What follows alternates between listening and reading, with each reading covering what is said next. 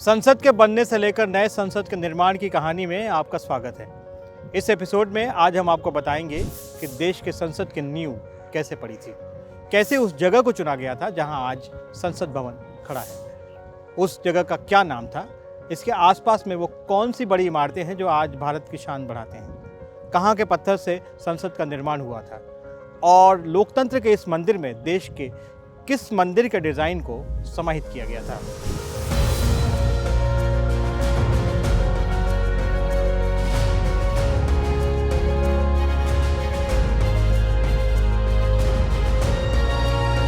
तो सबसे पहले बात दिल्ली की।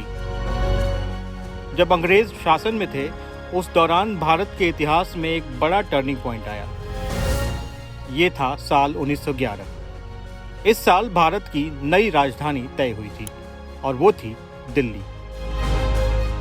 इसके पहले भारत की राजधानी कलकत्ता थी, लेकिन दिल्ली क्यों चुना गया, इसकी दो वजहें थी। पहला, भारतीय परिषद अधिनियम 1909।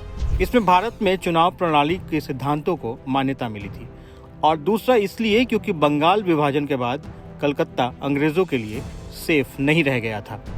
वैसे भी दिल्ली शिमला से भी नज़दीक थी, जो कि गर्मी के दौरान राजधानी थी। और भी कई वजह थी दिल्ली को राजधानी चुनने के लिए। दिल्ली को बसाने का काम दिया गया इन दो आर्किटेक्ट्स को, Herbert baker and sir Edwin Lutyens. कुछ साल बाद, बात 1918 की है, यानी आज़ादी से करीब 30 साल पहले, जब ये तय हुआ कि भारत को एक संसद की ज़रूरत है। हालांकि उस वक्त उसका नाम काउंसिल हाउस था।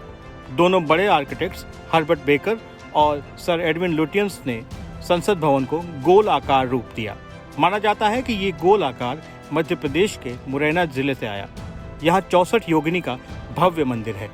इस मंदिर को अगर आप ध्यान से देखेंगे और फिर संसद भवन को देखेंगे तो आपको काफ़ी समानता दिखती है। हालांकि इसका कोई ऐतिहासिक प्रमाण नहीं मिला। दूसरी चुनौती थी ये भवन कहाँ बने। जगह चुनने के लिए कमेटी बनाई गई।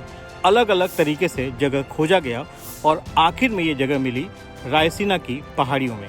उस वक्त शाहजहानाबाद के दक्षिण में एक मालचा गांव था और उससे थोड़ी ही दूरी पर 16वीं शताब्दी का एक किला था। इसे पुराना किला कहा जाता था।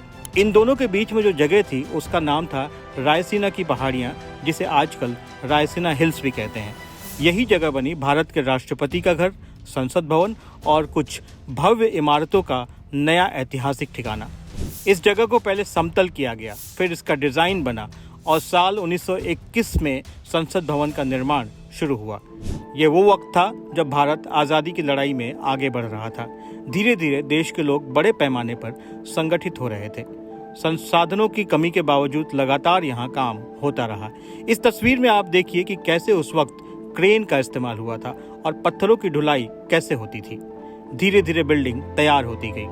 आसपास जो दो बिल्डिंगें दिख रही हैं वो हैं नॉर्थ और साउथ ब्लॉक। आज इन दोनों बिल्डिंगों में सरकारी अफसर बैठते हैं और सरकार के सारे बड़े मंत्रालयों के दफ्तर हैं। और जहां से ये तस्वीर ली गई है वो आज राष्ट्रपति भवन है, जो उस वक्त वायसराय हाउस के नाम से जाना जाता था। 1925 की इस तस्वीर में आपको संसद भवन लगभग तैयार दिख रहा है और उसके पीछे आबादी भी दिख रही है, यानी दिल्ली बस रही थी। पूरा निर्माण काल करीब 20 साल तक चला था, 1911 से लेकर 1931 तक, जिसमें लुटियंस दिल्ली बनी। अंग्रेजी राज की नई राजधानी 1929 में बनकर तैयार हुई थी और इसका उद्घाटन 1931 में किया गया था। आपको शायद ही पता होगा कि संसद भवन के निर्माण में कितनी लागत आई थी, तो इसका जवाब है 83 लाख रुपए। करीब 100 साल बाद आप अंदाजा भी नहीं लगा सकते कि आज इसकी कीमत कितनी होती। सेंट्रल विस्टा कॉम्प्लेक्स की जो कल्पना उस वक्त की गई थी उसमें राष्ट्रपति भवन, संसद भवन, नॉर्थ और साउथ ब्लॉक और राष्ट्रीय अभिलेखागार, जो अब नेशनल आर्काइव्स ऑफ इंडिया के नाम से जाना जाता है।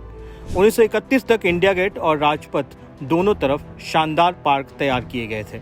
उस वक्त जो सेंट्रल विस्टा का पूरा डिज़ाइन तैयार किया गया था उसमें लाल और बेज बलुआ पत्थर का उपयोग किया गया था, जिसका उपयोग 13वीं शताब्दी के बाद दिल्ली की स्मारकीय स्थापत्य के लिए किया गया था। इसमें दिल्ली का लाल किला और हुमायूं का मकबरा शामिल है। तो ये कहानी है संसद भवन, राष्ट्रपति भवन और आसपास की बिल्डिंगों की। अगले एपिसोड में हम आपको संसद भवन के भीतर लेकर चलेंगे और आपको बताएंगे कि पिछले 100 सालों में कैसे इस बिल्डिंग ने हम सब की तकदीर लिखी है। क्यों आपको इस पर गर्व करना चाहिए और क्यों अब इसके रिटायरमेंट का टाइम भी आ गया है। उम्मीद है आपने जागरण.com को सब्सक्राइब कर लिया होगा और अगर नहीं किया तो तुरंत कीजिए, क्योंकि इसी से आपको सही और सटीक खबरें मिलेंगी। नमस्कार।